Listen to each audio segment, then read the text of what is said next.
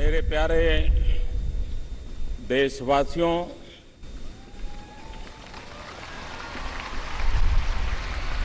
आजादी के इस पावन पर्व पर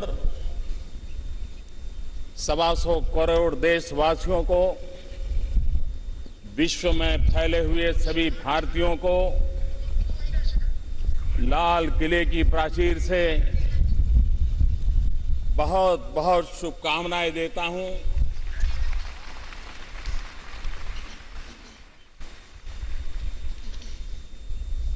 आजादी का ये पर्व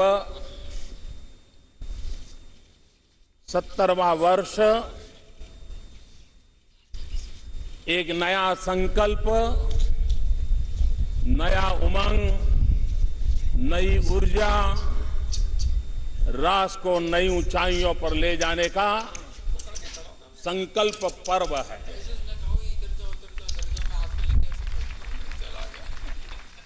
आज हम जो आजादी की सांस ले रहे हैं, उसके पीछे लक्षावधि महापुरुषों का बलिदान है, त्याग और तपस्या की गाथा है। जवानी में फांसी के फंदे को चूमने वाले वीरों की याद आती है। महात्मा गांधी, सरदार पटेल, पंडित नेहरू, अनगिनत महापुरुष जिन्होंने देश की आजादी के लिए अविरत संघर्ष किया, और उसी का नतीजा है कि आज हमें स्वराज में आजादी की सांस लेने का सौभाग्य प्राप्त हुआ है।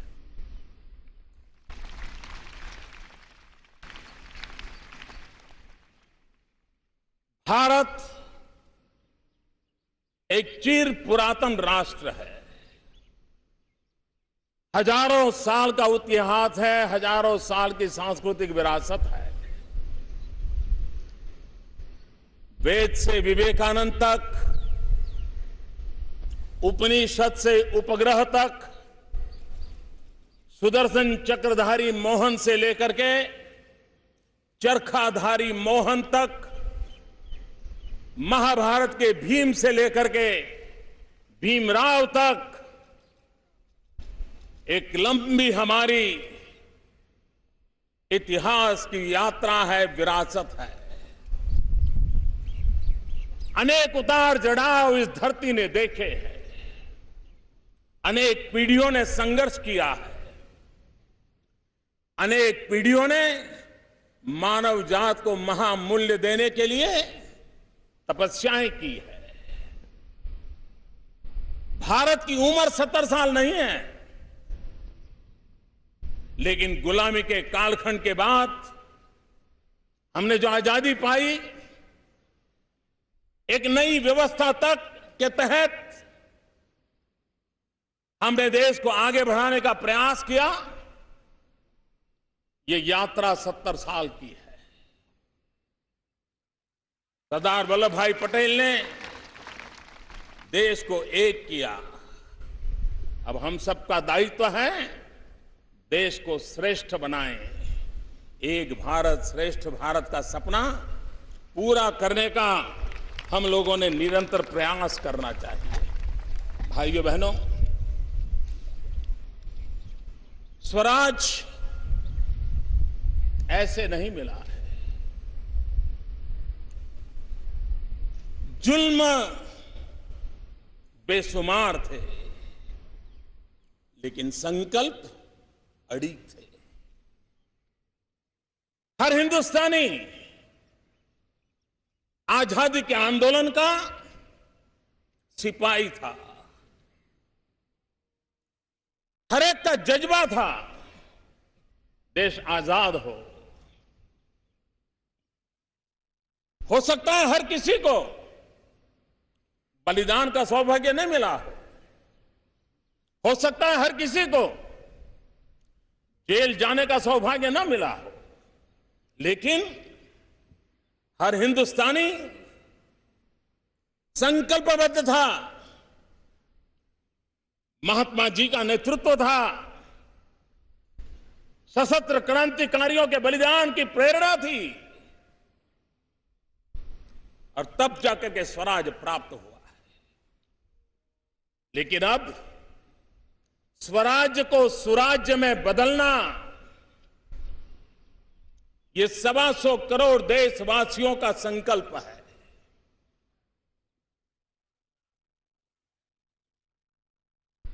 अगर स्वराज बलिदान के बिना नहीं मिला है, तो स्वराज भी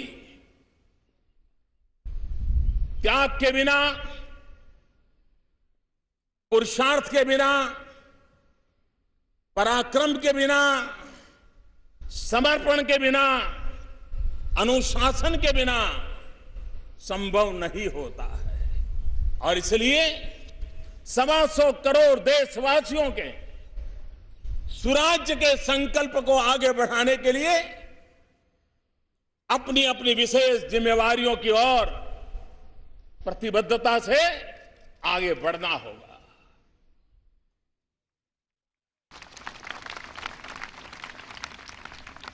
पंचायत हो या पार्लियामेंट हो, ग्राम प्रधान हो या प्रधानमंत्री हो, हर किसी को, हर डेमोक्रेटिक इंस्टीट्यूशन को सुराज की ओर आगे बढ़ने के लिए अपनी जिम्मेवारियों को निभाना होगा, अपनी जिम्मेवारियों को परिपूर्ण करना होगा, और तब जाकर के भारत सुराज्य के सपने को पाने में और अधिक देर नहीं करेगा। ये बात सही है। देश के सामने समस्याएं अनेक हैं, लेकिन ये हम ना भूलें कि अगर समस्याएं हैं तो इस देश के पास सामर्थ्य भी है। और जब हम सामर्थ्य की शक्ति को लेकर के चलते हैं तो समस्याओं से समाधान के रास्ते भी मिल जाते हैं। और इसलिए भाइयों बहनों, भारत के पास अगर लाखों समस्याएं हैं तो 125 करोड़ मस्तिष्क भी हैं जो समस्याओं का समाधान करने का सामर्थ्य रखती है। भाइयों बहनों, एक समय था हमारे यहां सरकारें आक्षेपों से घिरी रहती थी, लेकिन अब वक्त बदल चुका है। आज सरकार आक्षेपों से घिरी नहीं है, लेकिन अपेक्षाओं से घिरी हुई है। और जब अपेक्षाओं से घिरी रहती है तब यह बात का संकेत होता है कि जब आशा हो, भरोसा हो, उसी की कोख से अपेक्षाएं जन्म लेती है, और अपेक्षाएं सुराज की ओर जाने की गति को तेज करती हैं, नए प्राण पूरती हैं, और संकल्पों की पूर्ति नित्य निरंतर होती रहती है। इसलिए मेरे भाइयों बहनों, हम लोगों के लिए इस सुराज की यात्रा, आज जब मैं लाल किले की प्राचीर से आपसे बात कर रहा हूं तो बहुत स्वाभाविक है कि सरकार क्या कर रही है, देश के लिए क्या हो रहा है, देश के लिए क्या होना चाहिए, इन बातों की चर्चा होना बड़ा स्वाभाविक है। मैं भी बहुत बड़ा लंबा सरकार के कार्यकाज का हिसाब आपके सामने रख सकता हूं, बहुत सारी बातें आपके सामने प्रस्तुत कर सकता हूं। 2 साल के कार्यकाल में अनगिनत इनिशिएटिव, अनगिनत काम, लेकिन अगर उस ब्यौरा देने जाऊंगा मैं तो पता नहीं हफ्ते भर मुझे लाल किले की प्राचीर से बोलते रहना पड़ेगा। और इसलिए मैं उस मोह के बजाय आज कार्य की नहीं, इस सरकार की कार्य संस्कृति के प्रति आपका ध्यान आकर्षित करना चाहता हूं। कभी कभी कार्य का तो लेखा जोखा करना सरल होता है, लेकिन कार्य संस्कृति को जब तक गहराई में न जाए, जानना, समझना, पहचानना सामान्य मानवी के लिए सरल नहीं होता है। और इसलिए मेरे प्यारे भाइयों बहनों, मेरे प्यारे देशवासियों, आज मैं सिर्फ नीति की नहीं, नियत की भी और निर्णय की भी बात कर रहा हूं। भाइयों बहनों, सिर्फ दिशा नहीं, एक व्यापक दृष्टिकोण का मसला है। सिर्फ रूपरेखा नहीं, ये रूपांतरण का संकल्प है। ये लोक आकांक्षा, लोकतंत्र और लोक समर्थन का त्रिवेणी धारा है। ये मति भी है, ये सहमति भी है, ये गति भी है और प्रगति का एहसास भी है। और इसलिए मेरे प्यारे देशवासियों, मैं आज जब सुराज की बात करता हूं, तब सुराज का सीधा सीधा मतलब है हमारे देश के सामान्य से सामान्य मानवी के जीवन में बदलाव लाना। सुराज का मतलब है शासन सामान्य मानवी के प्रति संवेदनशील हो, जिम्मेवार हो और जन सामान्य के प्रति समर्पित हो। और तब जाकर के गुड गवर्नेंस पर बल देना होता है। हर किसी के दायित्व को टटोलते रहना पड़ता है। रिस्पॉन्सिबिलिटी और अकाउंटेबिलिटी, ये उसकी जड़ में होनी चाहिए, वहीं से रसकस प्राप्त होना चाहिए। और इसलिए भाइयों बहनों, शासन संवेदनशील होना चाहिए। हमें याद है कि वो भी एक दिन थे जब किसी बड़े अस्पताल में जाना हो तो कितने दिनों तक इंतजार करना पड़ता था। एम्स में लोग आते थे, 2-2, 3-3 दिन बिताते थे, तब जाकर के कब उनको जांचा परखा जाएगा उसका तय होता था। आज उन सारी व्यवस्थाओं को हम बदल पाए हैं। ऑनलाइन रजिस्ट्रेशन होता है, ऑनलाइन डॉक्टर की अपॉइंटमेंट मिलती है, तय समय पर पेशेंट आए तो उसका काम शुरू हो जाता है। इतना ही नहीं, उसके सारे मेडिकल रिकॉर्ड भी उसको ऑनलाइन उपलब्ध होते हैं। और हम इसको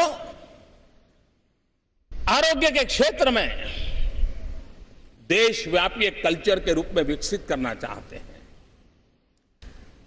आज सरकार के बड़े बड़े 40 से अधिक अस्पतालों में इस व्यवस्था को किया है, लेकिन इसका मूल मंत्र शासन संवेदनशील होना चाहिए। भाइयों बहनों, शासन उत्तरदायी होना चाहिए। अगर शासन उत्तरदायी नहीं होता है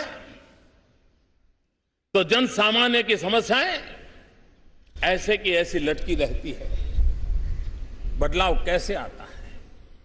टेक्नोलॉजी तो है, लेकिन एक समय था रेल टिकट, हिंदुस्तान के सामान्य मानवी को रेल टिकट का संबंध आता है, रेल से संबंध आता है, गरीबों का संबंध आता है। पहले आधुनिक टेक्नोलॉजी से 1 मिनट में सिर्फ 2000 टिकट निकल पाती थी, और वो भी जो उस जमाने में जिसने देखा होगा वो चक्कर घूमता रहता था, पता नहीं कब वेबसाइट खुले। आज मुझे संतोष के साथ कहना है कि आज 1 मिनट में 15,000 रेल टिकट मिलना संभव हो गया है।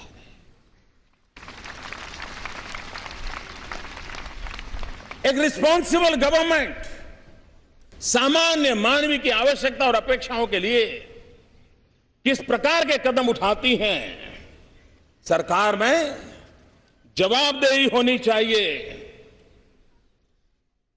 सारे देश में एक वर्ग है, खास करके मध्यम वर्ग, उच्च मध्यम वर्ग, उसको जब मिलो कभी कभी वो पुलिस से ज्यादा इनकम टैक्स वालों से परेशान हुआ करता है। स्थिति मुझे बदलनी है और मैं लगा हूं, बदल के रहूंगा। लेकिन एक समय था जब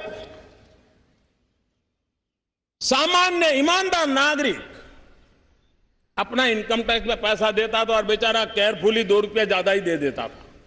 उसको लगता था भाई पीछे से कोई तकलीफ ना हो। लेकिन एक बार सरकारी खजाने में धन आ गया तो रिफंड लेने के लिए उसको चने चबाने पड़ते थे, सिफारिश लगानी पड़ती थी, और महीनों तक नागरिक के हक का पैसा सरकारी खजाने से जाने में टालम टोल हुआ करता था। आज हमने ऑनलाइन रिफंड देने की व्यवस्था की। हफ्ते, 2 हफ्ते में, 3 हफ्ते में आज रिफंड मिलना शुरू हो गया। जो आज मुझे टीवी पर सुनते होंगे उनको भी यह बात ध्यान में आती होगी, हाँ भाई मेरा रिफंड तो सीधा सीधा मैंने कोई एप्लीकेशन नहीं किया, आ गया था। तो ये उत्तरदायी, जवाबदेही, इन सारे जो प्रयास होते हैं उसका परिणाम है। शासन में सुराज के लिए पारदर्शिता को बल देना उतना ही महत्वपूर्ण है। आप जानते हैं आज समाज में पहले से एक विश्वव्यापी संपर्क संबंध धीरे धीरे सहज बनता जा रहा है। मध्यम वर्ग के व्यक्ति अपना पासपोर्ट हो, पहला जमाना था साल में करीब 40 लाख 50 लाख पासपोर्ट के लिए अर्जियां आती थी। आजकल 2-2 करोड़ लोग पासपोर्ट के लिए अप्लाई करते हैं। भाइयों बहनों, पहले पासपोर्ट पाने में अगर सिफारिश नहीं है तो 4-6 महीने तो यूं ही जांच पड़ताल में चले जाते थे। हमने उस स्थिति को बदला और आज मैं गर्व से कह सकता हूं कि करीब हफ्ते 2 हफ्ते में नागरिकों के हक में जो पासपोर्ट है उसको पहुंचा दिया जाता है। और पारदर्शिता, कोई सिफारिश की जरूरत नहीं, कोई टालम टोल की जरूरत नहीं। आज मैं कह सकता हूं सिर्फ 2015-16 में 1.25 करोड़ पासपोर्ट इतने कम समय में देने का हमने काम किया है। सुराज में शासन में दक्षता भी होनी चाहिए, एफिशिएंसी होनी चाहिए। और इसलिए हमारे यहां पहले किसी कंपनी को अपना कोई कारखाना लगाना है, कारोबार करना है तो अप्लाई करते थे। सिर्फ रजिस्ट्रेशन का काम था, वो देश के लिए कुछ करना चाहता था, लेकिन 6-6 महीने तो यही निकलते जाते थे। भाइयों बहनों, अगर दक्षता लाई जाए तो उसी सरकार, वही नियम, वही मुलाजिम, वही कंपनी रजिस्ट्रेशन का काम आज 24 घंटे में करने के लिए सज्ज हो गए हैं और कर रहे हैं। अकेले पिछले जुलाई में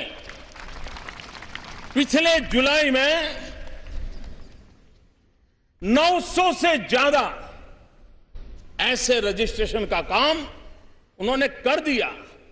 भाइयों बहनों, सुराज्य के लिए सुशासन भी जरूरी है, गुड गवर्नेंस भी जरूरी है, और उस गुड गवर्नेंस के लिए हमने जो कदम उठाए, मैंने पिछले बार यहां लाल किले से कहा था कि हम ग्रुप सी और ग्रुप डी सरकार के इन पदों को इंटरव्यू से बाहर कर देंगे, मेरिट के आधार पर उसको जॉब मिल जाएगा। हमने करीब करीब 9,000 पद ऐसे खोज के निकाले हैं और जिसमें हजारों लाखों लोगों की भर्ती होनी है। अब इन 9,000 पदों पर कोई इंटरव्यू प्रक्रिया नहीं होगी। मेरे नौजवानों को इंटरव्यू देने के लिए खर्चा नहीं करना पड़ेगा, जाना नहीं पड़ेगा, सिफारिश की जरूरत नहीं पड़ेगी। भ्रष्टाचार और दलालों के लिए रास्ते बंद हो जाएंगे और इस काम को लागू कर दिया गया है। भाइयों बहनों, देश एक समय था कि सरकार को योजना घोषित करे, सिर्फ इतना बता देंगे करेंगे तो सामान्य मानवी संतुष्ट हो जाता था, उसको लगता था चलिए अब होगा कुछ। एक समय आया जब योजना का ड्राइंग आए नहीं तब तक लोग अपेक्षा करते थे, भाई बताओ प्लान बताओ। फिर समय आया कि जरा बजट बताओ, लोग मांगते थे। आज 70 साल में देश का मन भी बदला है। वो योजनाओं की घोषणा से संतुष्ट नहीं होता है, प्लान दिखाने से संतुष्ट नहीं होता है। उसको बजट प्रोविजन कर दिया तो वो मानने को तैयार नहीं है। वो तब मानता है जब धरती पर चीजें उतरती हैं, तब मानता है। और धरती पर हम पुरानी रफ्तार से चीजों को नहीं उतार सकते। हमें अपने काम की रफ्तार को तेज करना पड़ेगा, गति को और आगे बढ़ाना पड़ेगा, तब जाकर के हम कहते हैं। हमारे देश में ग्रामीण सड़क हर गांव के नागरिक की अपेक्षा रहती है कि उसको एक पक्की सड़क मिले। काम बहुत बड़ा है। अटल बिहारी वाजपेयी जी ने विशेष ध्यान देकर के इसको शुरू किया था और बाद में भी सरकार ने इसको कंटिन्यू किया, आगे बढ़ाया। हमने उसमें गति देने का प्रयास किया है। पहले एक दिन में 70-75 किलोमीटर का ग्रामीण सड़क का काम हुआ करता था। आज उस रफ्तार को तेज करके हम प्रतिदिन 100 किलोमीटर की ओर ले गए हैं। ये गति आने वाले दिनों में सामान्य मानवीय की अपेक्षाओं को पूर्ण करेगी। हमारे देश में ऊर्जा और उसमें भी रिन्यूएबल एनर्जी, इस पर हमारा बल है। एक समय था जो हमारे देश में इतने सालों में आजादी के बाद विंड एनर्जी में काम हुआ, पवन ऊर्जा में काम हुआ। पिछले एक साल के भीतर भीतर करीब करीब 40% उसमें हमने वृद्धि की है। ये है उसकी गति का मायना।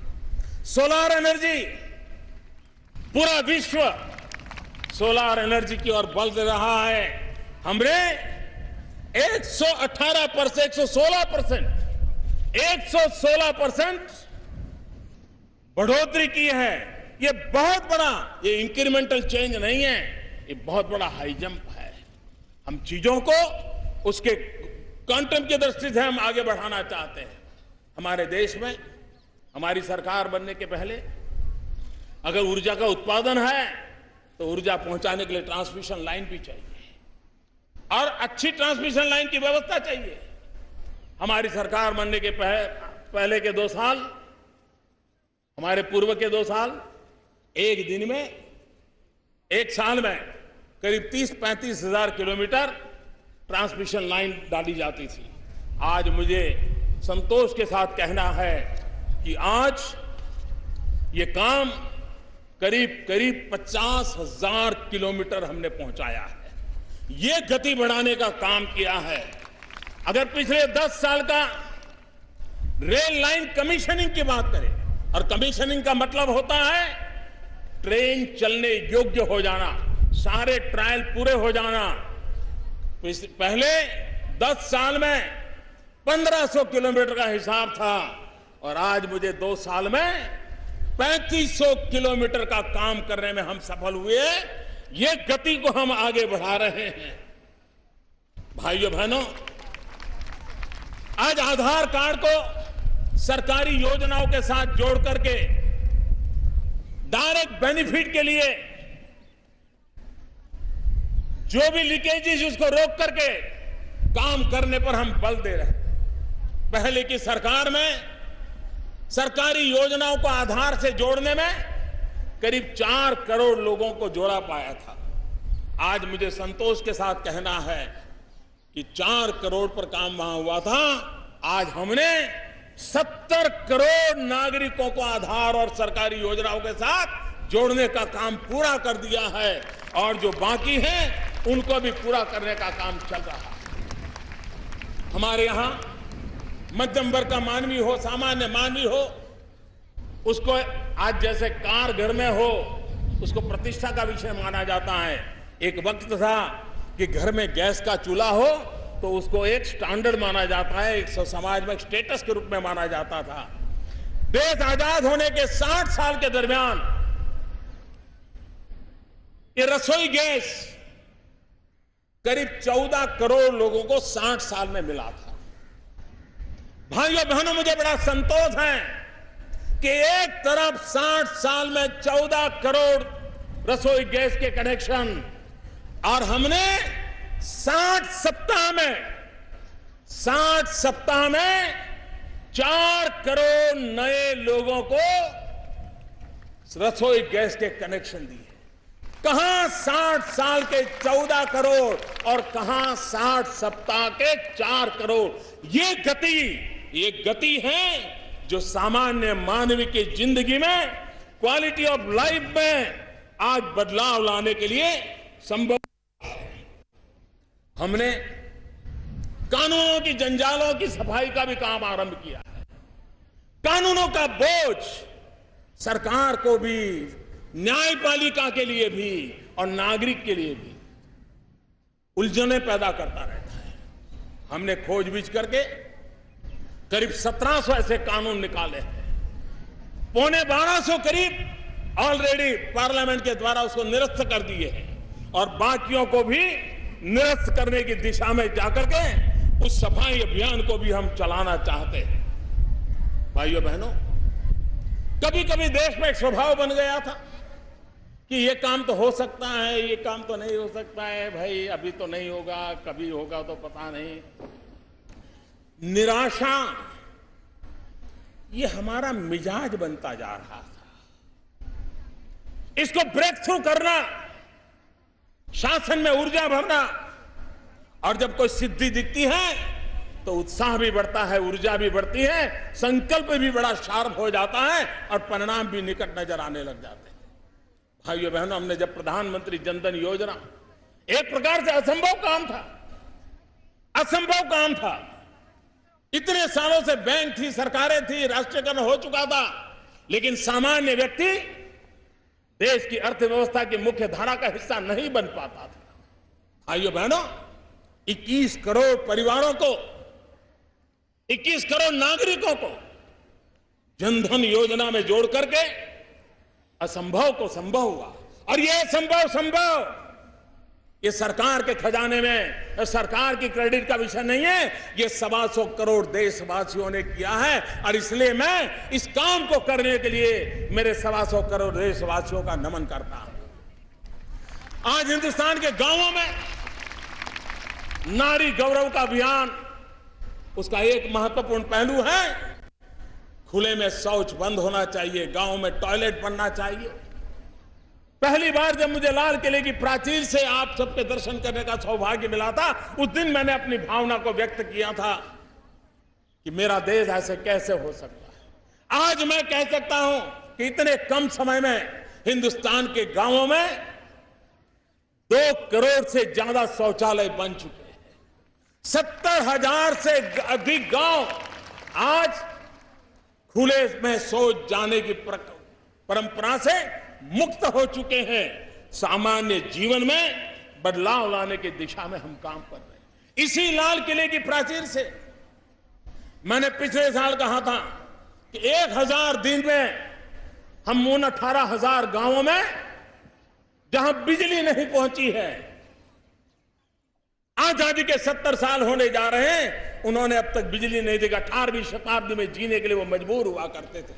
हमने बीड़ा उठाया, असंभव को संभव करने का संकल्प किया, और आज मुझे खुशी के साथ कहना है 1000 दिन में अभी तो आधे भी नहीं हुए हैं, आधे से भी काफी दूर है, उसके बाद भी 18,000 गांवों में से 10,000 गांवों में आज बिजली पहुंच गई है।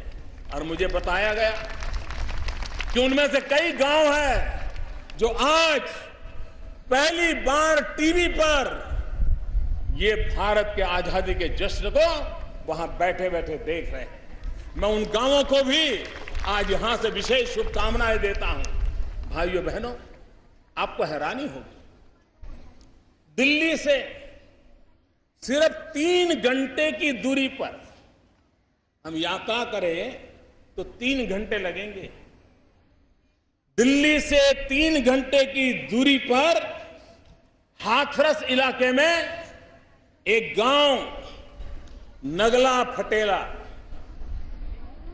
ये नगला फटेला 3 घंटे लगते हैं पहुंचने में, 3 घंटे, लेकिन बिजली को पहुंचने में 70 साल लग गए मेरे भाइयों बहनों, 70 साल। और इसलिए हमने उन कामों पर, हम किस कार्य संस्कृति से काम कर रहे हैं, इसका मैं परिचय करवा रहा। भाइयों बहनों, एलईडी बल्ब विज्ञान ने, अनुसंधान करने वालों ने हर नागरिक की भलाई के लिए उसको विकसित किया, लेकिन भारत में 350 रुपये में एलईडी बल्ब बिकता था। कौन खरीदेगा? और सरकार को भी लगता था कि भाई ठीक है, ये तो हो गया, कोई काम करता होगा। बात ऐसे नहीं चलती। अगर एलईडी बल्ब से हिंदुस्तान के सामान्य मानवी के जीवन में बदलाव लाया जा सकता है, पर्यावरण में बदलाव लाया जा सकता है, भारत की अर्थव्यवस्था में सुधार लाया जा सकता है, तो फिर सरकार ने उसमें कोशिश करनी चाहिए।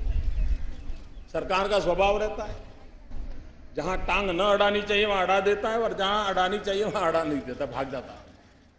यह स्थिति, यह कार्य संस्कृति बदलने का हमने प्रयास किया है। और इसलिए 350 रुपये में बिकने वाला बल्ब, सरकारी इंटरवेंशन का परिणाम यह हुआ कि आज हम 50 रुपये में वो बल्ब बांट रहे हैं। कहां 350 और कहां 50। मैं ये पूछना नहीं चाहता हूं ये रुपये कहां जाते थे, लेकिन 13 करोड़ बल्ब अब तक बांटे गए हैं। हमारे देश की राजनीति लोकरंजक बन गई है, लोकरंजक अर्थनीति की बन चुकी है। अगर सरकारी खजाने से उसको हर बल्ब के पीछे 300 रुपया दिया गया होता तो वाहवाही होती, ये अच्छा प्रधानमंत्री है, हमारी जेब में 300 रुपया डाल दिया। लेकिन हमने 50 रुपए में बल्ब देकर के उसके हजारों रुपये बचाने में मदद की है। 13 करोड़ बल्ब बढ़ चुके हैं। 77 करोड़ बल्ब बांटने का संकल्प है। और मैं आज देशवासियों को कहना चाहता हूं कि आप भी अपने घर में एलईडी बल्ब लगाइए, साल भर का 250, 300, 500 रुपया बचाइए और देश की ऊर्जा बचाइए, देश के पर्यावरण को बचाइए। जिस समय 77 करोड़ एलईडी बल्ब लग जाएंगे, हिंदुस्तान का 20,000 मेगावाट बिजली बच जाएगी। और जब 20,000 मेगावाट बिजली बचेगी, मतलब करीब 1.25 लाख करोड़ रुपया बच जाएगा। भाइयों बहनों, आप अपने घर में एक एलईडी बल्ब लगा करके देश के 1.25 लाख करोड़ बचा सकते हैं। 20,000 मेगावाट बिजली बचा करके हम ग्लोबल वार्मिंग के खिलाफ लड़ाई लड़ सकते हैं। हम देश के पर्यावरण की रक्षा के प्रयासों में बहुत बड़ा योगदान दे सकते हैं और यह सामान्य मानवी दे सकता है। और इसलिए भाइयों बहनों, हमने उस दिशा में काम किया। असंभव से संभव काम।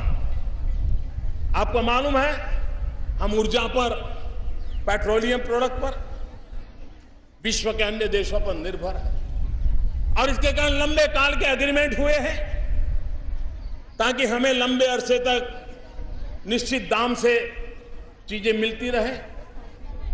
कतर के साथ गैस का हमारा एग्रीमेंट 2024 तक का है, लेकिन दाम इतने हैं कि हमें भारत की अर्थव्यवस्था के लिए महंगा पड़ता है। हमारे विदेश नीति के संबंधों का परिणाम यह आया कि कतार के साथ फिर से बात की, जो एग्रीमेंट हो चुका था, जो कतार का हक था, 2024 तक हम उस भाव से गैस लेने के लिए बंधे हुए थे, हमने उनसे वार्ता की और मैं आज संतोष के साथ कहता हूं, असंभव भी वो संभव हो गया और उन्होंने अपने दाम को रीनेगोशिएट किया और हिंदुस्तान के खजाने से 20,000 करोड़ रुपया बच जाएगा। 20,000 करोड़ रुपया वो लेने के हकदार थे, लेकिन हमारे संबंधों का रूप बना है, हमारी नीतियों के स्वरूप बना है कि जिसके कारण हम उसको कर पाए हैं। चाबहार का पोर्ट जो मध्य एशिया के साथ हमें जोड़ने के एक अहम कड़ी है, सब सरकारों में लगातार बातें होती रही, प्रयास होते रहे। आज मुझे वो असंभव काम को संभव करते देख संतोष हो रहा है। जब ईरान, अफगानिस्तान और हिंदुस्तान मिलकर के चाबहार पोर्ट के निर्माण के लिए कदम उठाने की दिशा में नक्कर योजना के साथ आगे बढ़ते हैं, तब असंभव काम संभव हो जाता है। मेरे भाइयों बहनों, एक बात जिसको मैं इस विषय में आपसे कहना चाहूंगा, जो सामान्य मानवीय से जुड़ी हुई है, वो है महंगाई। ये बात सही है कि पहले की सरकार में इन्फ्लेशन रेट 10% को भी पार कर गया था। हमारे लगातार कदमों के कारण इन्फ्लेशन रेट हमने 6% से ऊपर जाने नहीं दिया है। इतना ही नहीं, अभी तो हमने रिजर्व बैंक के साथ समझौता किया है कि 4% 2 प्लस माइनस के साथ इन्फ्लेशन को कंट्रोल करने की दिशा में रिजर्व बैंक कदम उठाए। इन्फ्लेशन और ग्रोथ के बैलेंस की जो चर्चाएं होती थी, उसे ऊपर उठ करके भारत को आगे बढ़ाने की दिशा में काम करे। लेकिन इसके बावजूद भी 2 साल देश में अकाल रहा। सब्जियों के दाम पर अकाल का प्रभाव तुरंत होता है, मार्केट की कमी का प्रभाव होता है, उसके कारण कुछ दिक्कतें जरूर आई। 2 साल के अकाल के कारण दाल के उत्पादन की गिरावट भी चिंता का विषय बना। लेकिन भाइयों बहनों, इसके बावजूद भी अगर जिस प्रकार से पहले महंगाई बढ़ती थी, अगर उसी रफ्तार से बढ़ी होती तो पता नहीं मेरे देश के गरीब का क्या होता। इसको रोकने में हमने भरपूर कोशिश की है, लेकिन फिर भी ये सरकार अपेक्षाओं से घिरी सरकार है। आपकी, मेरे देशवासियों, अपेक्षाएं स्वाभाविक है, लेकिन मैं उस दिशा में प्रयत्न करने में कोई कोताही नहीं बरतने दूंगा। जितना प्रयास मुझसे होगा मैं करता रहूंगा और गरीब की थाली को महंगी नहीं होने दूंगा। मेरे प्यारे भाइयों बहनों, यह देश गुरु गोविंद सिंह जी की 350वीं जयंती मनाने की तैयारी कर रहा है। देश के लिए बलिदान की गाथा, सिख गुरुओं की परंपरा, यह देश कैसे भूल सकता है। और जब गुरु गोविंद सिंह जी की 350वीं जयंती हम मना रहे हैं, तब गुरु गोविंद सिंह जी ने एक बात बड़े अच्छे ढंग से कही। गुरु गोविंद सिंह जी कहते थे, जिस हाथ ने कभी सेवा न की हो, जिस हाथ में कभी कोई काम न हुआ हो, जो हाथ मजदूरी से मजबूत न हुए हो, जिन हाथों को काम करते करते हाथे में गांठें न बन गई हो, उस हाथ को मैं पवित्र हाथ कैसे मान सकता हूं, ये गुरु गोविंद सिंह जी कहते थे। आज जब गुरु गोविंद सिंह जी की 350वीं जयंती हम मना रहे हैं, तब मैं मेरे किसानों को याद करता हूं। उनसे बढ़कर पवित्र हाथ किसका हो सकता है, उससे बढ़कर पवित्र हृदय किसका हो सकता है। उसके बिना पवित्र मकसद किसा हो सकता है। मैं मेरे किसान भाइयों को 2 साल के अकाल के बावजूद भी देश के अर्थ के अन्न के भंडार भरने के लिए उन्होंने जो निरंतर प्रयास किया, उसके लिए मैं उनका अभिनंदन करता हूं। सूखे की स्थिति बदली, इस बार वर्षा अच्छी हो रही है। कहीं कहीं पर अधिक वर्षा के कारण तकलीफ भी हुई है। जिन राज्यों को, जिन नागरिकों को तकलीफ हुई है, भारत सरकार पूरी तरह उनके संकट के समय उनके साथ है। लेकिन मेरे किसान भाइयों को आज मैं विशेष रूप से अभिनंदन करना चाहता हूं। जब हमारे देश में दलहन की कमी महसूस कर रहे हैं, हमारा किसान दूसरे क्रॉप पर चला गया था, लेकिन जहां भारत के सामान्य मानव की दाल की मांग बढ़ी, आज मुझे संतोष के साथ कहना है कि इस बार बुआई में मेरे किसानों ने दाल की बुआई 1.5 गुना कर दी, 1.5 गुना कर दी है। दाल के संकट को मिट करने के लिए, उससे रास्ता खोजने में मेरा किसान आगे आया है और मैं किसान का अभिनंदन करता हूं। हमने दाल के लिए एमएसपी तय किया है, हमने दाल के लिए बोनस निकाला है, हमने दाल के द्वारा उसको परचेज करने की व्यवस्था का सुप्रबंधन किया है और इसलिए अब किसान को दाल के लिए भी हम प्रोत्साहित कर रहे हैं और उसका लाभ भी बहुत बड़ा होगा। भाइयों बहनों, मैं जब कार्य संस्कृति की बात कर रहा था तो यह बात साफ है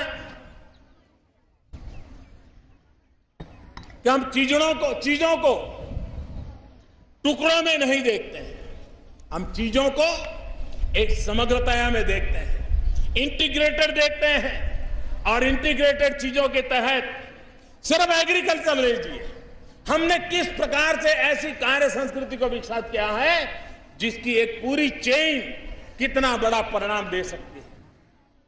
हमने सबसे पहले ध्यान केंद्रित किया इस धरती माता की तबीयत के लिए, जमीन की सेहत के लिए। Soil health card, macro nutrition, micro nutrition की चिंता और किसान को ये समझाया कि तुम्हारी जमीन में ये कमी है, ये अच्छाइयां हैं, तुम्हारी जमीन इस फसल के लिए योग्य है, इस फसल के लिए योग्य नहीं है। और किसानों ने धीरे धीरे सॉइल हेल्थ कार्ड के जरिए अपना प्लान करना शुरू किया और जिन जिन लोगों ने प्लान किया है वो मुझे बताते हैं कि साहब हमारा खर्चा करीब 25% कम हो रहा है और हमारे उत्पादन में 30% वृद्धि नजर आ रही है। अभी ये संख्या कम है, लेकिन आने वाले दिनों में जैसे जैसे बात पहुंचेगी, ये बात आगे बढ़ेगी।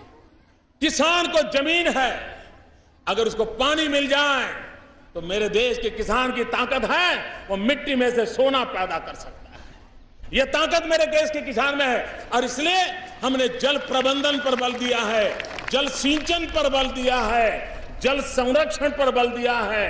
एक एक बूंद का उपयोग किसान के काम कैसे आए, पानी का महात्म्य कैसे बढ़े, पर drop more crop, micro irrigation, इसको हम बल दे रहे हैं। 90 से ज्यादा सिंचाई की योजनाएं आधी अधूरी ठप पड़ी थी, हमने बीड़ा उठाया है, सबसे पहले उन योजनाओं को पूरा करेंगे और लाखों धरती को सिंचन का लाभ मिले उस दिशा में काम करेंगे। हमने किसान की इनपुट कॉस्ट कम करने के लिए, क्योंकि किसान को आजकल बिजली की भी जरूरत पड़ती है, पानी चाहिए तो बिजली चाहिए, बिजली महंगी पड़ती है। हमने सोलार पंप की ओर बड़ा काम उठाया है, बड़ी मात्रा में उठाया है। उसके कारण किसान का इनपुट कॉस्ट कम होने वाला है, रिकरिंग एक्सपेंस कम होने वाला है और सोलार पंप घर में होने के कारण बिजली भी अपनी, सूरज भी अपना, खेत भी अपना, खलिहान भी अपना, मेरा किसान खुशहाल भी होगा। अब तक 77,000 सोलर पंप बांटने में हमने सफलता पाई है। भाइयों बहनों, मैं मेरे देश के वैज्ञानिकों को भी बधाई देना चाहता हूं। जमीन, पानी, सोलर पंप, साथ के साथ अच्छे बीज की भी जरूरत होती है, अच्छे सीड्स की जरूरत होती है। भारत के वायु को, प्रकृति को अनुकूल हमारे देश के वैज्ञानिकों ने 131 से ज्यादा नए कृषि के योग्य बीज तैयार किए हैं जो हमारे प्रति हेक्टेयर उत्पादन को बढ़ाने में क्षमता रखते हैं। उसके अंदर जो वैल्यूज है उस वैल्यूज में भी बढ़ोतरी हो रही है। मैं इन वैज्ञानिकों का भी मैं बहुत बहुत बधाई देता हूं। किसान को यूरिया चाहिए, खाद चाहिए।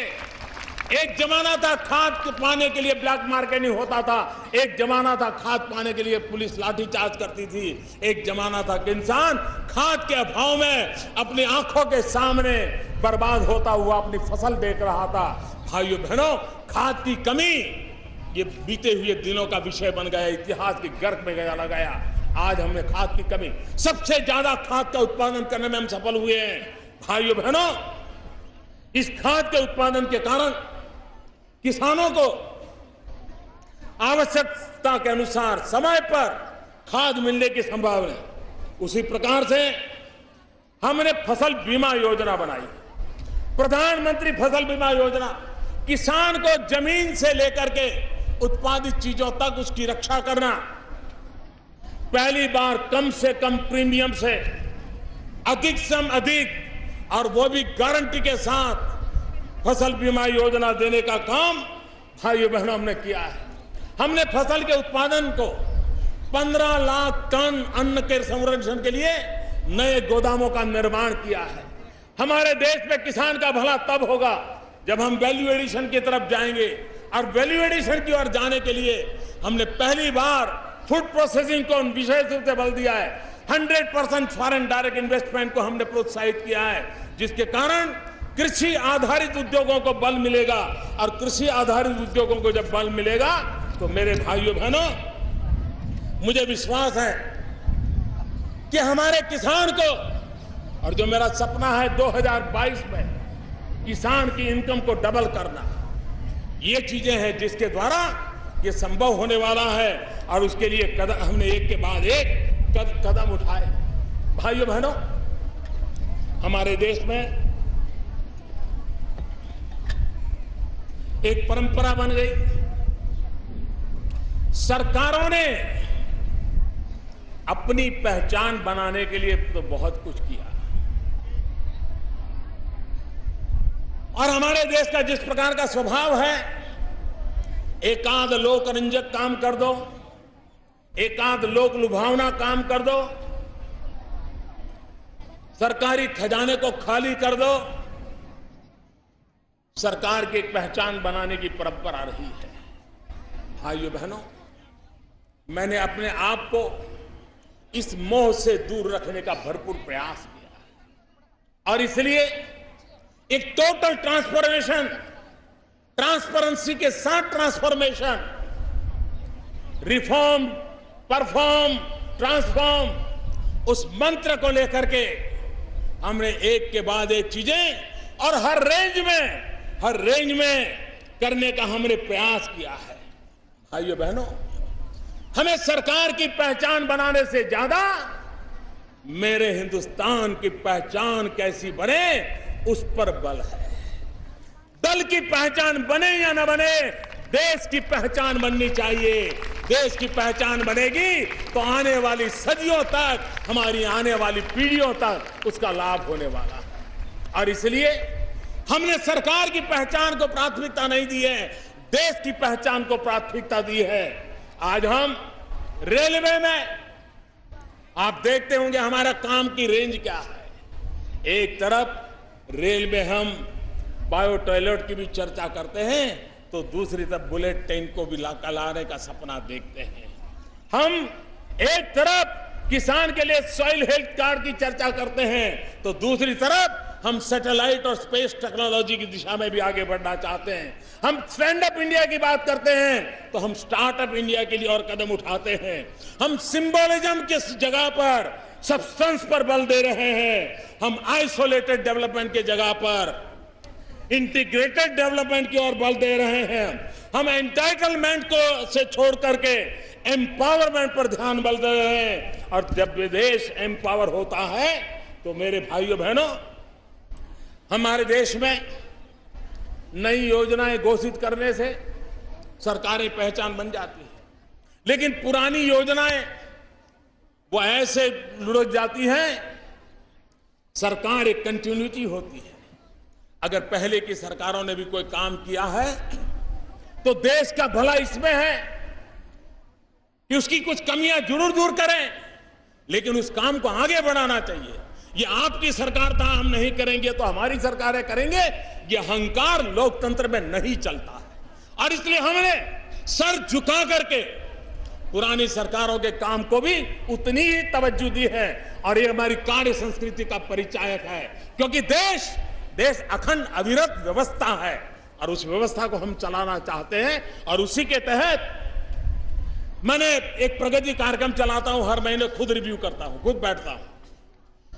आपको हैरानी होगी, 7.5 लाख करोड़ रुपए के करीब 118 प्रोजेक्ट वो किसी न किसी सरकार ने कभी प्रारंभ किए थे, सोचा था, योजना बनाई थी, ऐसे लटके पड़े थे। उनको मैंने बाहर निकाला, मैंने कहा पूरा करो, इतने रुपये बर्बाद हुए और जोड़ करके काम को पूरा करो। आज वो काम पूरे हो रहे हैं। हमने एक प्रोजेक्ट मॉनिटरिंग ग्रुप बनाया, जिसको मैंने अलग से कहा कि जरा देखिए ऐसे कौन से काम थे जो किसी समय शुरू हुए, कोई 20 साल पहले, कोई 25 साल पहले, कोई 30 साल पहले, कोई 15 साल पहले लटके पड़े थे। आज जो लोग उस इलाके में रहते हैं उनको पता है, करीब 10 लाख करोड़ रुपए के 270 प्रोजेक्ट ऐसे हमने आइडेंटिफाई किए जो किसी सरकार ने शिलान्यास किया होगा, किसी ने 1000-2000 करोड़ रुपया लगा दिया होगा, लेकिन बाद में वो मिट्टी में मिलता चला जा रहा था। उसको हमने फिर से काम करने के लिए उस अटकी हुई योजनाओं को, भाइयों बहनों, योजनाओं का अटकना, योजनाओं का डिले होना, रुपयों की बर्बादी होना एक प्रकार से क्रिमिनल नेग्लिजेंस है, और उससे हमने पार करने का प्रयास किया है। भाइयों बहनों, रेलवे प्रोजेक्ट की मंजूरियां 2-2 साल लगते थे। ट्रेन जा रही है, ऊपर ब्रिज बनाना है, दोनों तरफ रास्ते बन चुके हैं, 2-2 साल लग जाते थे। भाइयों बहनों, आज वो काम 3 महीना, 4 महीना, ज्यादा से ज्यादा 6 महीने में प्रोजेक्ट को मंजूरी देने की गति हम ले आए हैं। भाइयों बहनों, हम कितना ही काम करें, कितनी ही योजना बनाएं, लेकिन सरकार सुशांत के लिए लास्ट मैन डिलीवरी, आखिरी इंसान को उसका लाभ कैसे मिलता है, उस पर ध्यान देना होता है। भाइयों बहनों, जब नीति साफ हो, नियत स्पष्ट रूप से हो, साफ नीति, स्पष्ट नीति, साफ नियत, स्पष्ट नियत होती है, तब निर्णय करने का जज्बा भी कुछ और होता है, और इसलिए निर्णय बेझिझक हो सकते हैं। हमारी सरकार स्पष्ट नीतियों के कारण, साफ नियत के कारण बेझिझक निर्णय करके चीजों को आगे बढ़ाने में और लास्ट मेल डिलीवरी पर बल दे रही है। हमने देखा है, अगर उत्तर प्रदेश के अखबार देखोगे, हर वर्ष गन्ना किसानों का बकाया ये हर बार चर्चा में रहता था। शुगर मिल ये नहीं करती, राज्य सरकार ये नहीं करते, गन्ने किसान को ये परेशानी है। हजारों करोड़ रुपयों का बकाया था, हजारों करोड़ रुपया का। हमने इसके पीछे योजनाएं बनाई, पीछे लग गए। लास्ट मैन डिलीवरी, किसान के घर तक पैसा पहुंचना चाहिए। पुराना जो बकाया था, हजारों करोड़ बकाया था, भाइयों बहनों, आज मैं बड़े संतोष के साथ कहता हूं 99.5% पुराना बकाया चुकता कर दिया गया। ये बहुत सालों के बाद पहली बार हुआ। इस बार का जो गन्ने का व्यापार हुआ, गन्ना खरीदा गया, आज मैं कह सकता हूं संतोष के साथ, अब तक करीब 95% किसानों को गन्ने का दाम चुका दिया गया है, और 5% भी बचा होगा, आने वाले दिनों में जरूर बच जाएगा, ऐसा मुझे विश्वास है। भाइयों बहनों, एलपीजी के गैस कनेक्शन गरीब परिवारों को देने का हमने बीड़ा उठाया है। उज्ज्वला योजना के तहत मेरी गरीब मां को चूल्हे के धुएं से मुक्ति दिलाने का अभियान बहुत तेजी से चलाया है। 5 करोड़ गरीब परिवारों को जब गैस का चूल्हा पहुंचेगा, और 3 साल में करने का बीड़ा उठाया, काम चल रहा है। करीब करीब 50 लाख तक हम पहुंच चुके हैं और वो भी सिर्फ पिछले 100 दिन के अंदर ये काम कर दिया है। आप कल्पना कर सकते हो सकता है 3 साल के पहले भी इस काम को हम पूरा कर लें। लास्ट माइल डिलीवरी, उस पर हम बल देना चाहते हैं। हमारी post office information technology, WhatsApp, messages, online email, इनके कारण धीरे धीरे पोस्ट इरेलेवेंट हो जाए। डाकघर हमारा जो हमारी एक पहचान है, हमने इस डाकघरों को पुनर्जीवित करना, पुनर्ताकतवर बनाने का। डाकघर गरीब और छोटे व्यक्ति से जुड़ा रहता है। सरकार का प्रतिनिधि अगर कोई हिंदुस्तान के सामान्य मानवी से प्यार से जुड़ा हुआ होता है तो वो डाकिया होता है। डाकिये को हर कोई प्यार करता है, डाकिया हर किसी को प्यार करता है, लेकिन उस डाकिये की तरफ कभी हमारा ध्यान नहीं जाता है। हमने बैंकों को पेमेंट बैंक, हमारे पोस्ट ऑफिस को पेमेंट बैंक में कन्वर्ट करने की दिशा में काम उठाया है। ये पेमेंट बैंक बनने से एक साथ देश के गांव तक बैंकों का जाल बिठेगा, जनधन अकाउंट का लाभ मिलेगा और सामान्य मानवी मनरेगा का पैसा भी अब आधार के द्वारा उसके खाते में जा रहा है। करप्शन कम हो रहा है। उसमें ये बैंकों का जो पेमेंट बैंक बनाने में पोस्ट ऑफिस का हमारा काम है, उसका लाभ होगा। भाइयों बहनों, हमारे देश में जो भी पीएसयू बनते हैं, वे पीएसयू या तो गड्ढे में जाने के लिए बनते हैं, या तो लुढ़क जाने के लिए बनते हैं, या ताले लगने के लिए बनते हैं, या फिर बेचने के लिए बनते हैं। ये उसका इतिहास रहा है। हमने एक नई कार्य संस्कृति लाने का प्रयास किया है और आज मैं पहली बार संतोष के साथ कहता हूं, जो एयर इंडिया पूरी तरह बदनाम हुआ करता था, पिछले साल हम एयर इंडिया के उसके ऑपरेशनल प्रॉफिट में लाने में सफल हुए हैं। बीएसएनएल, सारी दुनिया की टेलीकॉम कंपनियां कमा रही हैं, बीएसएनएल गड्ढे में जा रहा था। पहली बार बीएसएनएल को ऑपरेशनल प्रॉफिट में लाने में हमें सफलता मिली है। शिपिंग कॉर्पोरेशन ऑफ इंडिया, ये कभी फायदे में आएगा कि नहीं मानते नहीं थे, आज शिपिंग कॉर्पोरेशन इंडिया फायदे में आया है। एक जमाना था बिजली का कारखाना अगले हफ्ते चलेगा कि नहीं चलेगा, कोयला आएगा कि नहीं आएगा, कितने बिजली के कारखाने कोयले के भाव में बंद पड़े, यही खबरें हुआ करती थी। आज कोयला बिजली के कारखाने के दरवाजे पर खड़ा हुआ है, महीनों तक जितनी चाहिए उसके दरवाजे पर आकर के खड़ा हुआ है। भाइयों बहनों, इस काम को हमने किया है। आपने देखा होगा कभी कभी हमारे देश में बड़े बड़े करप्शन की चर्चाएं तो होती है, लेकिन करप्शन समाज में निचले स्तर तक इस प्रकार से गरीब आदमी को लूटता रहा है, इस प्रकार से पैसे बर्बाद होते रहे, ये मैंने भली भांति देखा है। हमने आधार कार्ड को, आधार नंबर को सरकारी योजनाओं से जोड़ा और सरकारी योजनाओं के कारण भाइयों बहनों, एक समय था जब हम ये देख रहे भाई विधवा पेंशन हो, स्कॉलरशिप हो, दिव्यांगों के लिए कोई व्यवस्था हो, माइनॉरिटी के लिए कोई व्यवस्था हो, सरकारी खजाने से पैसे जाते थे, लाभार्थियों की सूची भी आती थी। लेकिन जब हमने जरा गहराई से देखा तो हमारे ध्यान में आया कि जिनका जन्म भी नहीं हुआ है इस दुनिया में, जिसने जन्म नहीं लिया, ऐसे लोग भी सूची में हैं और इस प्रकार की योजनाओं का लाभ उठा रहे हैं।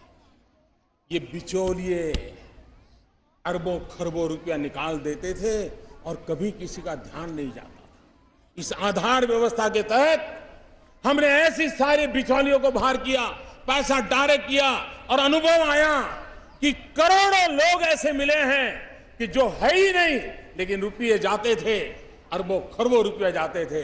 अब वो तो बंद हुआ, पैसे बच गए, लेकिन हमने कहा जो जरूरतमंद बेचारे बाहर रह गए थे उनको ढूंढ ढूंढ करके लाओ और ये बचे हुए पैसे उनके खजाने में जाने चाहिए जो अपने हक के लिए लड़ना चाहते हैं। लास्ट माइल डिलीवरी, उस दिशा में हमने काम किया है और आज उसको हमने पहुंचाया है। ट्रांसपेरेंसी का बल, कोयले का करप्शन कौन नहीं जानता है। आज कोयले की नीलामी, कोई आरोप नहीं, दाग नहीं, और हिंदुस्तान में राज्यों को आने वाले दिनों में जैसे जैसे कोयला निकलता जाएगा, लाखों रुपए की कमाई होती जाएगी। स्पेक्ट्रम की नीलामी एक जमाना था, आक्षेपों के घेरे में फंसी पड़ी थी। हमने ऑनलाइन उसका ऑक्शन किया और आज देश का खजाना भी भरा, स्वस्थ कंपटीशन भी हुई और उसके कारण देश का लाभ हुआ। भाइयों बहनों, आज का विश्व एक ग्लोबल इकोनॉमी का युग से गुजर रहा है। आज हर देश इंटरकनेक्टेड है, इंटरडिपेंडेंट है। आर्थिक विषयों से पूरा विश्व एक प्रकार से किसी न किसी रूप से जुड़ा हुआ है। हम हमारे देश में कितनी ही प्रगति करें, लेकिन इसके साथ साथ हमें वैश्विक इकोनॉमी को ध्यान में रखते हुए, ग्लोबल एरेना को ध्यान में रखते हुए हमारे देश को भी वैश्विक मानकों में खरा उतारना पड़ेगा, उसकी बराबरी से लाना पड़ेगा। तब जाकर के हम रिलेवेंट रहेंगे, तब जाकर के हम अपना योगदान दे पाएंगे और तब जाकर के वक्त आने पर हम विश्व की अर्थव्यवस्था का नेतृत्व भी कर पाएंगे। और इसलिए हमें अपने आप को हर पल सज्ज करना पड़ेगा। अगर अपने आप को सज्ज करना है तो वैश्विक मानकों के साथ हमने ताल मिलाना होगा। पिछले दिन आप लोग देखा होगा, वर्ल्ड बैंक हो, IMF हो, वर्ल्ड इकोनॉमिक फोरम हो, क्रेडिट रेटिंग एजेंसीज हो, दुनिया में जितनी प्रकार की संस्थाएं हैं, सबने भारत की प्रगति को सराहा है। भारत के एक के बाद एक निर्णयों के कारण कानूनी सुधार, व्यवस्था में सुधार, अप्रोच में बदलाव, इन चीज को दुनिया बराबर देख रही है। ईज ऑफ डूइंग बिजनेस, हमने बहुत तेजी से हमारा रैंकिंग में सुधार किया है। विदेश निवेश के मामले में, फॉरेन डायरेक्ट इन्वेस्टमेंट के मामले में हमारे देश में आज दुनिया के अंदर अगर सबसे पसंदीदा कोई देश है तो हिंदुस्तान बन गया है। विकास दर में देश की बड़ी बड़ी अर्थव्यवस्था को भी हमने ग्रोथ रेट की दुनिया में, जीडीपी में हमने पीछे छोड़ दिया है। भाइयों बहनों, यूनाइटेड नेशन की एक संस्था ने अभी अनुमान लगाया है कि भारत आज आने वाले 2 साल में क्या होगा। उन्होंने अनुमान लगाया है कि जो भारत आज इस अर्थव्यवस्था के दायरे में 10वें नंबर पे खड़ा है, उन्होंने यूएन के इंस्टीट्यूट ने कहा है कि 2 साल के भीतर भीतर वे 10वें नंबर से 3रे नंबर पर आ जाएंगे। भाइयों बहनों, वैश्विक मानकों में लॉजिस्टिक सपोर्ट, इंफ्रास्ट्रक्चर, इन सारी बातों का भी आज लेखा जोखा होता है। दुनिया के समृद्ध देशों के साथ तुलना होती है। भाइयों बहनों, वर्ल्ड इकोनॉमिक फोरम ने भारत के इस लॉजिस्टिक सपोर्ट के संबंध में, इंफ्रास्ट्रक्चर के संबंध में एनालिसिस करके अभी कहा है, पहले से भारत 19 रैंक ऊपर चला आया है और भारत बहुत तेजी से ऊपर आगे बढ़ रहा है। भाइयों बहनों, हमारे देश में जिस प्रकार से हम एक वैश्विक संदर्भ में भी एक गतिशील और प्रिडिक्टेबल अर्थव्यवस्था को लेकर के आगे बढ़ रहे हैं। अभी अभी जो जीएसटी का कानून पास हुआ, वो भी उसमें एक ताकत देने वाला काम हुआ है और वो सभी दल उसके लिए अभिनंदन के अधिकारी हैं। भाइयों बहनों, एक अभियान के संबंध में मैंने यहीं से चर्चा की थी, बेटी बचाओ बेटी पढ़ाओ। हम कोई काम टुकड़ों में नहीं करते हैं, हमारा एक इंटीग्रेटेड अप्रोच होता है। और बेटी बचाओ बेटी पढ़ाओ में हमने जो इनिशिएटिव लिए हैं, उसमें अभी भी मुझे समाज के सहयोग की आवश्यकता है। एक एक माँ बाप को सजाग होने की आवश्यकता है। हम बेटियों का सम्मान बढ़ाएं, बेटियों की सुरक्षा करें, सरकार की योजनाओं का लाभ दें। हमने सुकन्या समृद्धि योजना से करोड़ों परिवारों को जोड़ा है। जो बेटी बड़ी होगी तो उसकी गारंटी दे देता है। हमने महिलाओं को लाभ हो उस प्रकार के बीमा योजनाओं को सबसे ज्यादा बल दिया है, उसके कारण उनको फायदा होने वाला है। हमने इंद्रधनुष टीकाकरण की योजना, क्योंकि माताओं बहनों को एक आर्थिक सशक्तिकरण और एक हेल्थ की भी सशक्तिकरण, अगर ये 2 काम कर लिए, शिक्षित कर लिया, आप मान के चलिए, घर में एक महिला भी अगर शिक्षित है, शारीरिक रूप से सशक्त है, आर्थिक रूप से स्वतंत्र है, एक महिला गरीब से गरीब परिवार को भी गरीबी से बाहर निकालने की ताकत रखती है। और इसलिए गरीबी के खिलाफ लड़ाई लड़ने में महिलाओं का सशक्तिकरण, महिलाओं का स्वास्थ्य, महिलाओं का आर्थिक संपन्नता, शारीरिक संपन्नता, उस पर बल देकर के हम काम कर रहे हैं। और इसलिए मेरे भाइयों बहनों, मुद्रा योजना, मुझे खुशी हुई, मुद्रा योजना का लाभ 3.5 करोड़ से ज्यादा परिवारों ने लिया। और उसमें अधिकतम नए लोग थे जो बैंक के दरवाजे पर पहुंचे। उसमें भी 80% करीब SC, ST, OBC के थे। और उसमें भी बैंक में, मुद्रा बैंक में लोन लेने वाली 80% महिलाएं हैं। ये महिलाएं कैसे आर्थिक विकास में योगदान करेंगी, इसकी ओर आप जान देते हैं।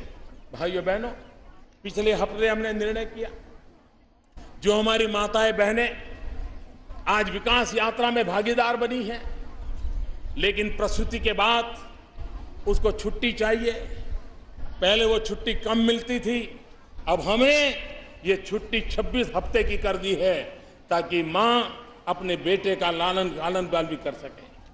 हमारे यहां बुनकर, टेक्सटाइल में काम करने वाले लोग, इनको जो धागा बनाते हैं, धागा का लच्छा बनाते हैं, पहले उनको 100 रुपया मिलता था, हमने उसको 190 रुपया कर दिया, ताकि मेरी वो मां, मेरी वो बहन जो तार बनाने का काम करती है, उसको एक ताकत मिलेगी। जो सिल्क के काम में लगी हुई माताएं बहनें हैं, जो बुनकर लगे हैं, उनके दाम में हमने 50 रुपया प्रति मीटर बढ़ा दिया। और ये फैसला किया कि 50 रुपया व्यापारी को नहीं जाएगा, दलाल को नहीं जाएगा, बिचौलियों को नहीं जाएगा। जिस बुनकर ने उस सिल्क पे काम किया है, प्रति मीटर 50 रुपया सीधा उसके खाते में आधार के द्वारा जमा हो जाएंगे। मेरा बुनकर सशक्त बनेगा। उस दिशा में हमने योजनाएं ली हैं और उस योजनाओं का प्रभाव छोड़ रहा है। मेरे प्यारे देशवासियों, जब रेल को देखते हैं, डाकघर को देखते हैं, तो हमें भारत की एकता भी नजर आती है। हम जितना ज्यादा भारत को जोड़ने वाले प्रकल्पों को आगे बढ़ाएंगे, हमारी व्यवस्थाओं में बदलाव लाएंगे, देश की एकता को बल देगा। और इसलिए हमने एक किसानों के लिए मंडी इनाम की योजना की है। आज किसान अपना माल ऑनलाइन हिंदुस्तान की किसी भी मंडी में बेच सकता है। अब वो मजबूर नहीं होगा कि अपने खेत से 10 किलोमीटर की दूरी की मंडी पर मजबूरन माल देना पड़े, सस्ते में देना पड़े और उसकी मेहनत की कमाई ना हो। अब देश भर में इनाम के द्वारा एक ही प्रकार की मंडी का नेटवर्क खड़ा हो रहा है। जीएसटी के द्वारा टैक्सेशन का एक प्रकार से एक समानता का, समान व्यवस्था का परिणाम आने वाला है, जो भारत जोड़ने का भी एक काम करेगा। हमने बिजली में, आपको हैरानी होगी, एक इलाके में बिजली रहती थी, कोई लेने वाला नहीं था, और दूसरा इलाका बिजली के लिए तड़पता था, अंधेरे में जीता था, कारखाने बंद हो जाते थे। और उसको बदलाव लाने के लिए one nation, one grid, one price, उसमें हमने सफलता पाई है। और बहुत तेजी से, जो कभी गर्मी में 10 रुपया यूनिट का दाम देना पड़ता था, मैं पिछले दिनों तेलंगाना गया था, उस दिन 1 रुपया 10 पैसा दाम था, जो कभी 10 रुपया हुआ करता था। ये वन प्राइस का परिणाम देश को जोड़ने के लिए काम होता है। हमारे देश का मजदूर एक जगह पे काम करता है, 1-2 साल के बाद नौकरी बदलता है, ईपीएफ में उसका पैसा कटता है, लेकिन पैसा ट्रांसफर नहीं होता था। और आपको हैरानी होगी, जब मैं सरकार में आया, मेरे देश के मजदूरों के 27,000 करोड़ रुपया ईपीएफ में पड़े थे। कोई गरीब मजदूर लेने वाला नहीं था, क्योंकि उसको इस पद्धति नहीं थी।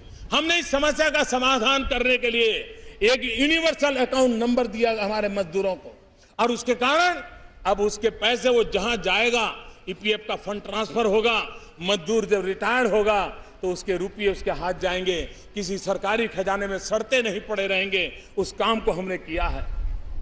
चाहे भारत माला हो, चाहे सेतु भारतम हो, चाहे भारत नेट हो, ऐसे अनेक प्रकल्पों को हमने बल दिया है। इन सारे प्रकल्पों का हमारा उद्देश्य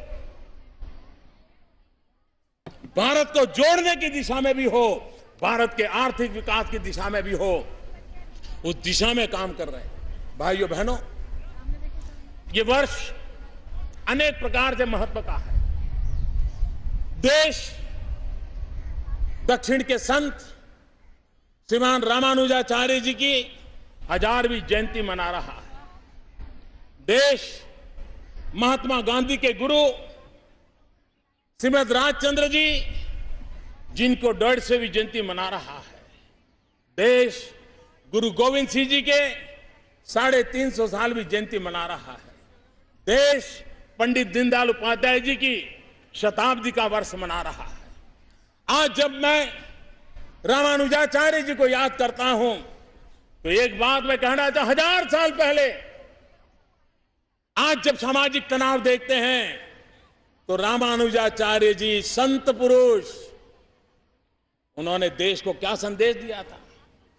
रामानुजाचार्य कहते थे, भगवान के सभी भक्तों को भेदभाव और ऊंच नीच का ख्याल किए बिना सेवा करो। उम्र जाति के कारणों की वजह से किसी का भी अनादर मत करो, हर किसी का सम्मान करो। जो बात गांधी ने कही, जो बात आंबेडकर ने कही, जो बात रामानुजाचार्य ने कही, जो भगवान बुद्ध ने कही, जो हमारे शास्त्रों ने कही, जो हमारे सभी आचार्य महंतों गुरुओं ने, शिक्षकों ने कही, वो है हमारे सामाजिक एकता की। समाज अगर टूटता है, साम्राज्य बिखरता है, ऊंच नीच में बढ़ जाता है, स्पृश्य अस्पृश्य में बच जाता है, तो भाइयों बहनों वो समाज कभी टिक नहीं सकता है। बुराइयां हैं, सदियों पुरानी बुराइयां हैं, लेकिन बुराइयां अगर पुरानी है तो उपचार भी जरा ज्यादा कठोरता से करने पड़ेंगे, ज्यादा संवेदनशीलता से करने पड़ेंगे। होती है चलती है से सामाजिक समस्याओं का समाधान नहीं होगा। और यह दायित्व 125 करोड़ देशवासियों का है। सरकारों ने, समाज ने मिलकर के समाज में जो टकराव की स्थितियां पैदा होती है उसमें से हमने निकलना होगा। और भाइयों बहनों, हम सबको सामाजिक बुराइयों के खिलाफ लड़ना होगा। हमने सबने अपने व्यवहार से सामाजिक बुराइयों से ऊपर उठना होगा। हर नागरिक को उठना पड़ेगा और तभी जाकर के हम सशक्त हिंदुस्तान बना सकते हैं। सशक्त हिंदुस्तान सशक्त समाज के बिना नहीं बन सकता है। सिर्फ आर्थिक प्रगति सशक्त हिंदुस्तान की गारंटी नहीं है। सशक्त समाज सशक्त हिंदुस्तान की गारंटी है। और सशक्त समाज बनता है सामाजिक न्याय के अधिष्ठान पर। सामाजिक न्याय के अधिष्ठान पर ही सशक्त समाज निर्माण होता है। और इसलिए हमारा सबका दायित्व है कि सामाजिक न्याय पर हम बल दें। दलित हो, पीड़ित हो, शोषित हो, वंचित हो, मेरे आदिवासी भाई हो, ग्रामवासी हो या शहरवासी हो, पढ़ा लिखा हो या अनपढ़ हो, छोटा हो या बड़ा हो, 125 करोड़ देशवासी हमारा परिवार है। हम सब मिलकर के देश को आगे बढ़ाना है और उसी दिशा में हमें आप काम करना है। भाइयों बहनों, आज पूरे विश्व का ध्यान भारत की उस बात पर जाता है कि भारत एक युवा देश है। 800 मिलियन 65% जनसंख्या जिस देश के पास 35 साल से कम उम्र की हो, वो देश अपनी युवा शक्ति के द्वारा क्या कुछ नहीं कर सकता है। और इसलिए मेरे भाइयों बहनों, युवाओं को अवसर मिले, युवाओं को रोजगार मिले, ये हमारे लिए समय की मांग है। आज जब हम पंडित दीनदयाल उपाध्याय जी की जन्म शताब्दी की ओर आगे बढ़ रहे हैं, तब पंडित दीनदयाल उपाध्याय जी कह रहे थे,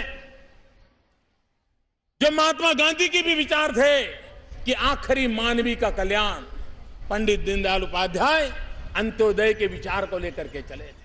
आखिरी छोर के इंसान के कल्याण, ये पंडित दीनदयाल उपाध्याय जी की पॉलिटिकल फिलॉसफी का केंद्रवर्ती विचार था। आखिरी व्यक्ति के विचार में वो कहते थे, हर नौजवान को शिक्षा उपलब्ध होनी चाहिए, हर नौजवान के हाथ में हुनर होना चाहिए, हर नौजवान को अपने सपने साकार करने के लिए अवसर होना चाहिए।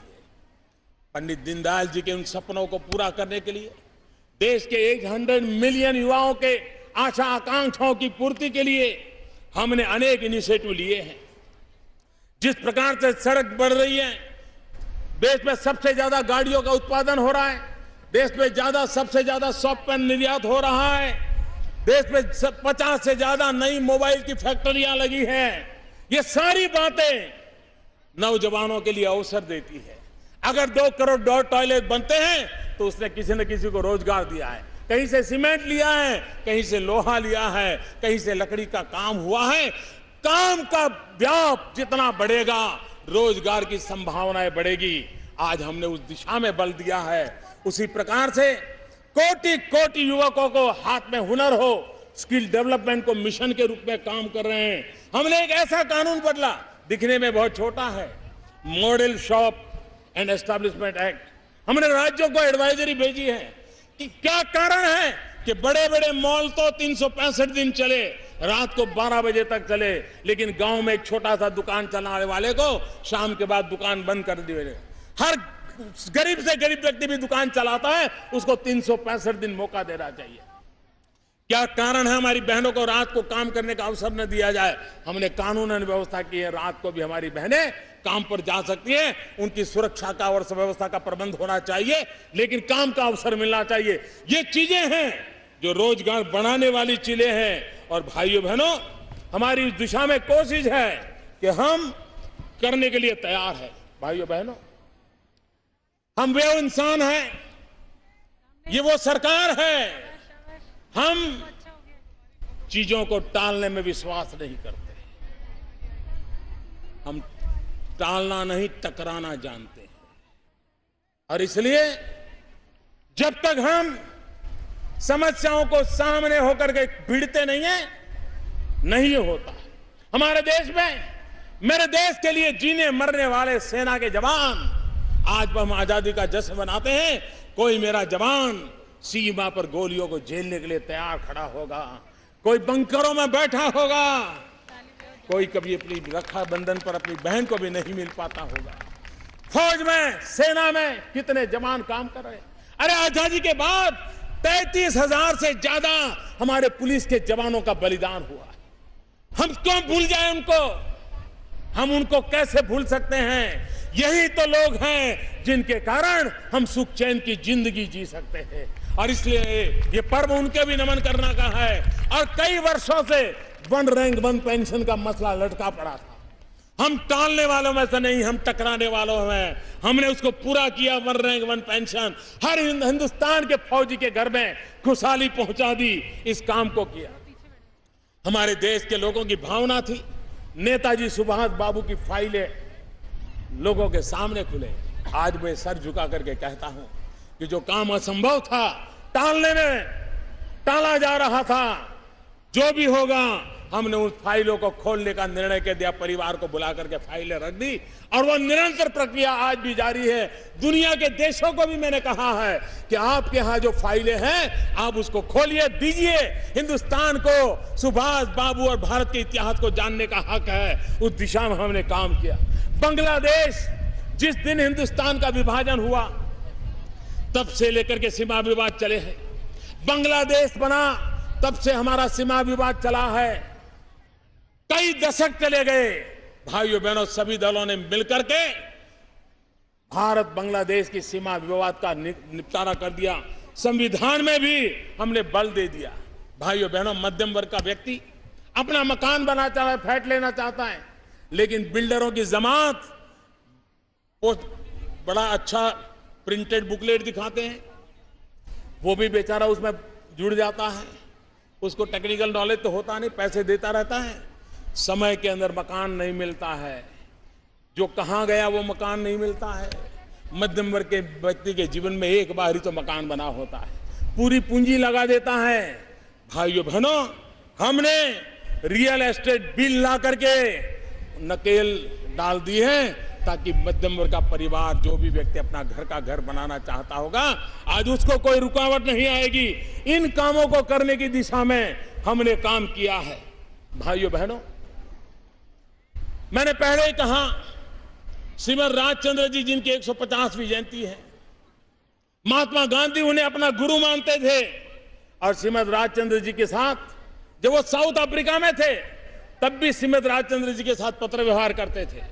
एक पत्र में श्रीमद राजचंद्र जी ने गांधी जी के साथ हिंसा और अहिंसा की चर्चा की थी और राजचंद्र जी कह रहे थे, जिस समय हिंसा का अस्तित्व रहा है उसी समय से अहिंसा का भी सिद्धांत है। दोनों में अहम यह है कि हम किसे महत्व देते हैं या फिर इनमें किसका उपयोग मानव हित में हो रहा है। भाइयों बहनों, हिंसा अहिंसा की चर्चा हमारे देश में बहुत स्वाभाविक है। मानवता हमारी रगों में है। हम एक महान विराट संस्कृति के लोग हैं। यह देश विविधताओं से भरा हुआ है, रंग रूप से भरा हुआ है। ये भारत मां का गुलदस्ता ऐसा है जिसमें हर प्रकार की खुशबू है, हर प्रकार के रंग है, हर प्रकार के सपने हैं। भाइयों बहनों, विविधता की एकता ये हमारी सबसे बड़ी ताकत है। एकता का मंत्र हमारी जड़ों से जुड़ा हुआ है। भाइयों बहनों, जिस देश की 100 से ज्यादा भाषाएं हो, सैकड़ों बोलियां हो, अनगिनत पहनाव हो, अनगिनत जीवन पद्धतियां हो, उसके बाद भी सदियों से यह देश एक रहा है, उसका मूल कारण हमारी सांस्कृतिक विरासत है। हम सम्मान देना जानते हैं, हम सत्कार करना जानते हैं, हम समावेश करना जानते हैं। इस महान परंपरा को लेकर के हम चले हैं और इसलिए हिंसा और अत्याचार को हमारे देश में कोई स्थान नहीं है। अगर भारत के लोकतंत्र को मजबूत बनाना है, भारत को सपनों को पूरा करना है, तो हमारे लिए हिंसा का मार्ग कभी काम नहीं होगा। आज कहीं जंगलों में माओवाद के नाम पर, सीमा पर उग्रवाद के नाम पर, पहाड़ों में आतंकवाद के नाम पर कंधे पर बंदूक लेकर के निर्दोषों को मारने का खेल चला जा रहा है। 40 हो गया। ये धरती माता रक्त से रंजित होती गई है, लेकिन इस आतंकवाद को रास्ते पर जाने वालों ने कुछ नहीं पाया। मैं उन नौजवानों को कहना चाहता हूं,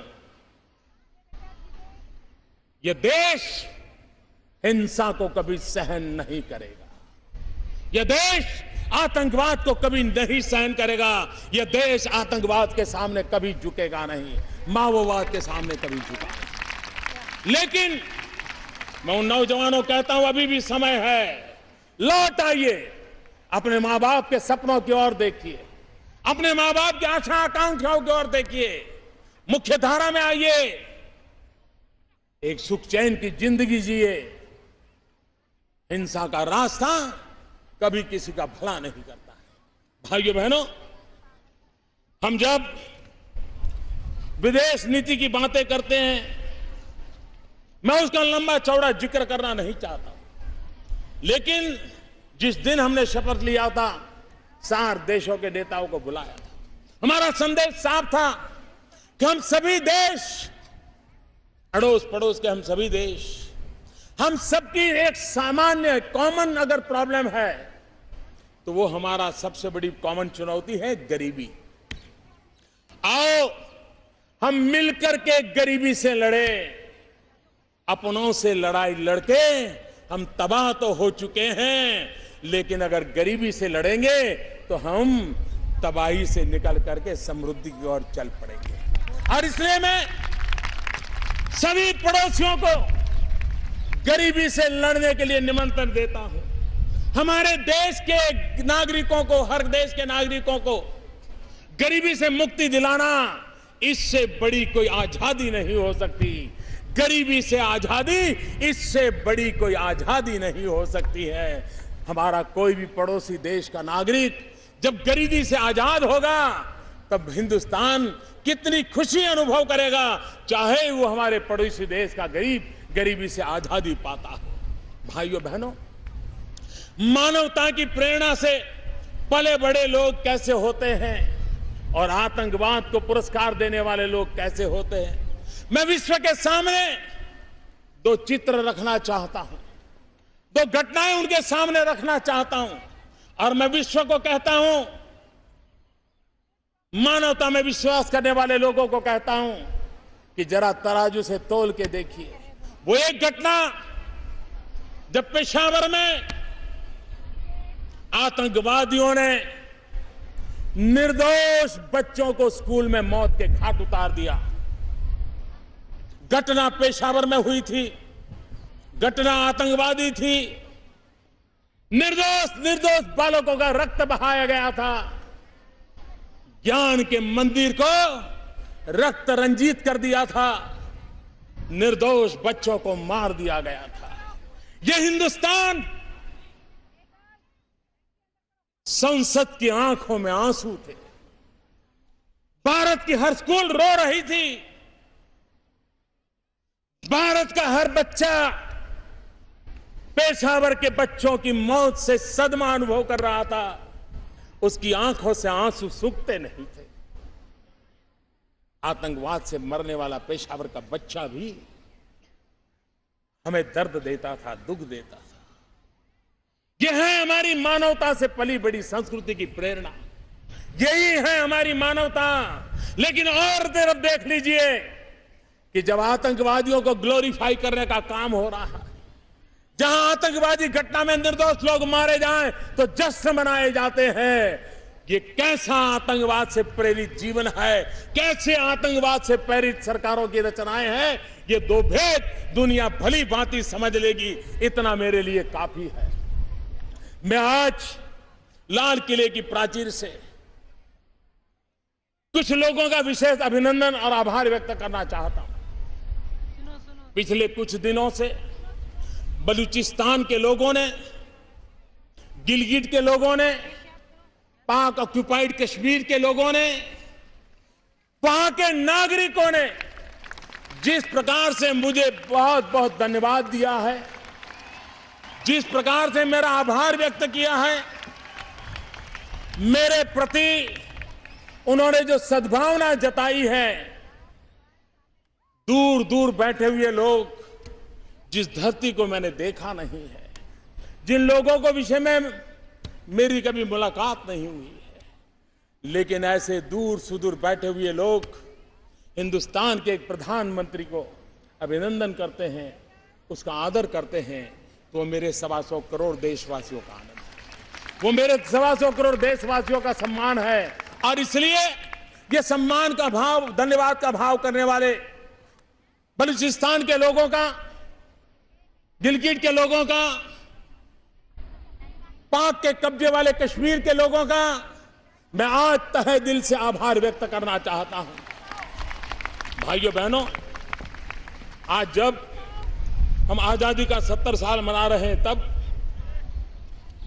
देश में स्वतंत्र सैनिकों का एक बहुत बड़ा योगदान रहा है। इन स्वतंत्र सैनिकों का योगदान रहा है, तो आज मैं इन सभी मेरे श्रद्धेय स्वतंत्र सैनिक परिवारजनों को, जो उनको सम्मान राशि मिलती है, जो पेंशन मिलता है, उस पेंशन में 20% की वृद्धि करने का सरकार निर्णय कर रही है। जिस स्वतंत्र सेनानी को अगर पहले 25,000 रुपये मिलते थे, तो अब उसको 30,000 रुपया मिलेंगे। और हमारे इन स्वतंत्र सेनानियों के त्याग और बलिदान को एक छोटा सा, एक मेरा पूजा अर्चन का प्रयास है। भाइयों बहनों, हमारे देश के आजादी के इतिहास की बातें होती हैं तो कुछ लोगों की तो चर्चा बहुत होती है, कुछ लोगों की आवश्यकता से अधिक होती है, लेकिन आजादी में जंगलों में रहने वाले हमारे आदिवासियों का योगदान अप्रतिम था। वो जंगलों में रहते थे। बिरसा मुंडा का नाम तो शायद हमारे कानों पे पड़ता है, लेकिन शायद कोई आदिवासी जिला ऐसा नहीं होगा कि 1857 से लेकर के अब आजादी आने तक आदिवासियों ने जंग न की हो, बलिदान न दिया हो। आजादी क्या होती है, गुलामी के खिलाफ जंग क्या होता है, उन्होंने अपने बलिदान से बता दिया था। लेकिन हमारी आने वाली पीढ़ियों को इस इतिहास से उतना परिचय नहीं। सरकार की एक इच्छा है, योजना है, आने वाले दिनों में उन राज्यों में इन स्वतंत्र सेनानी जो आदिवासी थे, जंगलों में रहते थे, अंग्रेजों से जूझते थे, झुकने को तैयार नहीं थे, उनके पूरे इतिहास को समावेश करते हुए, इन वीर आदिवासियों को याद करते हुए एक स्थायी रूप से म्यूजियम बनाने के लिए, जहां जहां राज्य के अंदर कोई एकाध जगह हो सकती है जहां सबको समेट करके बड़ा म्यूजियम बनाया जा सकता है, और ऐसे अलग अलग राज्यों में म्यूजियम बनाने की दिशा में सरकार काम करेगी, ताकि आने वाली पीढ़ियों को हमारे देश के लिए मर मिटने में आदिवासी कितने आगे थे उसका लाभ मिलेगा। भाइयों बहनों, महंगाई में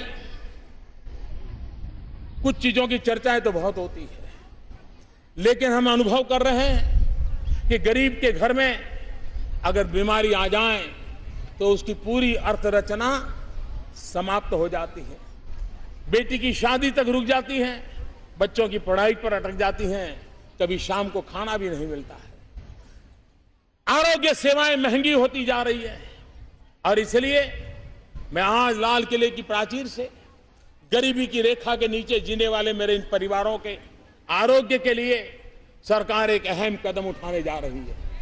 हम ये योजना लेकर के आए हैं कि आने वाले दिनों में ऐसे किसी गरीब परिवार को आरोग्य की सेवाओं का लाभ लेना है तो वर्ष में 1 लाख रुपए तक का खर्च भारत सरकार उठाएगी, ताकि मेरे गरीब भाइयों को इन आरोग्य की सेवाओं से कारण वंचित रहना न पड़े, उनके सारे सपने चूर चूर न हो जाएं। और इसलिए मेरे प्यारे भाइयों बहनों, आजादी के इस पावन पर्व में एक नया संकल्प, नई ऊर्जा, नया उमंग लेकर के आओ हम चल पड़े। हमारे लिए जिन्होंने आजादी के लिए बलिदान दिया, उनसे प्रेरणा पा करके, आजादी के लिए जीने वाले के लिए प्रेरणा पा करके, देश के लिए मरने का मौका तो नहीं मिल रहा है, लेकिन देश के लिए जीने का मौका जरूर मिल रहा है। हम देश के लिए जी करके दिखाएं, देश के लिए कुछ करके दिखाएं, अपने दायित्वों को भी निभाएं, औरों को दायित्व के लिए प्रेरित भी करें। एक समाज, एक सपना, एक संकल्प, एक दिशा, एक मंजिल, इस बात को लेकर के हम आगे बढ़े। इसी एक भावना के साथ मैं फिर एक बार महापुरुषों को नमन करते हुए, जल थल नभ में हमारी रक्षा के लिए जान की बाजी लगाने वाले हमारे पुलिस के नौजवान 33,000 की शहादत को नमन करते हुए, मैं देश के भविष्य की ओर सपनों को देख करते हुए, अपने आप को समर्पित करते हुए आज लाल किले की प्राचीर से आप सबको पूरी ताकत से मेरे साथ बोलने के लिए कह रहा हूं, भारत माता की आवाज, आवाज दुनिया के हर कोने में जानी चाहिए। भारत माता की, भारत माता की, वंदे वंदे वंदे, जय हिंद, जय हिंद, जय हिंद। बहुत बहुत धन्यवाद। जन गण मन अधिनायक जय हे भारत भाग्य विधाता, पंजाब सिंध गुजरात मराठा द्राविड़ उत्कल बंगा, विंध्य हिमाचल यमुना गंगा उच्चल जलधि तरंगा, तव शुभ नामे जागे, तव शुभ आशीष मांगे।